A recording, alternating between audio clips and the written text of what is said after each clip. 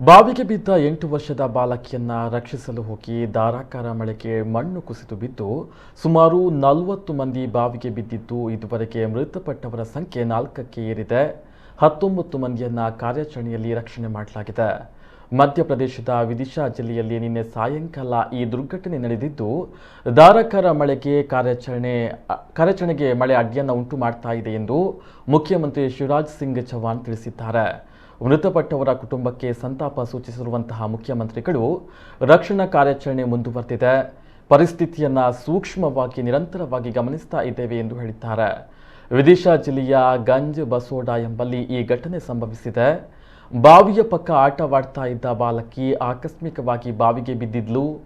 ಕೂಡಲೇ ಪೊಲೀಸರು ಅಗ್ನಿಶಾಮಕ ಸಿಬ್ಬಂದಿಗೆ ವಿಷಯವನ್ನು ತಲುಪಿಸಿದರು. ನಿನ್ನೆ ಸಾಯಂಕಾಲ ರಕ್ಷಣಾ ಕಾರ್ಯಾಚರಣೆ ನಡೀತಾ ಇದ್ದ ವೇಳೆ ಅದನ್ನು ವೀಕ್ಷಿಸಲು ಸೇರಿದ್ದ ಜನರು ದಿಢೀರನ್ನೇ ಮಣ್ಣು ಕುಸಿದು ಬಾವಿಗೆ ಬಿದ್ದಿದ್ದಾರೆ.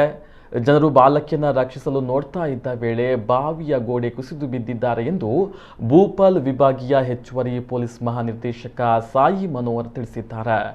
ಕಳೆದ ಮಧ್ಯರಾತ್ರಿ 23 ಮಂದಿಯನ್ನ ರಕ್ಷಣೆ ಮಾಡಲಾಗಿದ್ದು ಚಿಕಿತ್ಸೆಗಾಗಿ ಆಸ್ಪತ್ರೆಗೆ ದಾಖಲು ಮಾಡಲಾಗಿದೆ. ವಿದಿಶಾ ಜಿಲ್ಲಾ ಉಸ್ತುವಾರಿ ಸಚಿವ ಹಾಗೂ ಮಧ್ಯಪ್ರದೇಶದ ವೈದ್ಯಕೀಯ ಶಿಕ್ಷಣ ಸಚಿವ ವಿಶ್ವಾಸ್ ಕೈಲಾಶ್ ಸಾರಂಗ್ ಸ್ಥಳಕ್ಕೆ ಭೇಟಿಯನ್ನು ನೀಡಿ ಪರಿಶೀಲಿಸಿ ಉನ್ನತ ಮಟ್ಟದ ತನಿಖೆಗೆ ಆದೇಶವನ್ನು ನೀಡಿದ್ದಾರೆ. ಬಾಲಕಿ ಇನ್ನೂ ಬಾವಿಯ ಒಳಗೆ ಇದ್ದು ಬಾವಿಯ ಗೋಡೆ ಕುಸಿದಾಗ ಆಕೆಗೂ ಗಾಯವಾಗಿತ್ತೆ ಎಂದು ಸ್ಪಷ್ಟವಾಗಿಲ್ಲ ಎಂದು ಪೊಲೀಸ್ ಅಧಿಕಾರಿ ತಿಳಿಸಿದ್ದಾರೆ. ದುರ್ಘಟನೆಯಲ್ಲಿ ಮೃತಪಟ್ಟವರ ಕುಟುಂಬಗಳಿಗೆ ತಲಾ 5 ಲಕ್ಷ ರೂಪಾಯಿ ಹಾಗೂ ಗಾಯಗೊಂಡವರ ಕುಟುಂಬಗಳಿಗೆ ತಲಾ 50,000 ರೂಪಾಯಿ ಪರಿಹಾರವನ್ನು ಮುಖ್ಯಮಂತ್ರಿ ಶಿವರಾಜ್ ಸಿಂಗ್ ಚೌಹಾಣ್ ಘೋಷಿಸಿದ್ದಾರೆ. ರಾಷ್ಟ್ರೀಯ ವಿಪತ್ತು ನಿರ್ವಹಣಾ ಪಡೆ ಮತ್ತು ರಾಜ್ಯ ವಿಪತ್ತು ನಿರ್ವಹಣಾ ಪಡೆ ಜಂಟಿಯಾಗಿ ಈ ಕಾರ್ಯಾಚರಣೆಯನ್ನು ನಡೆಸಿದೆ.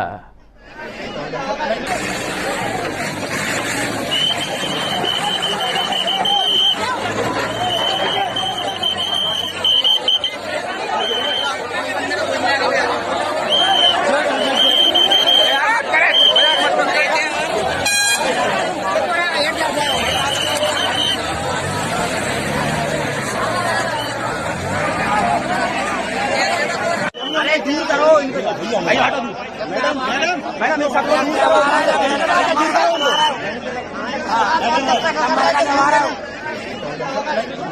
सब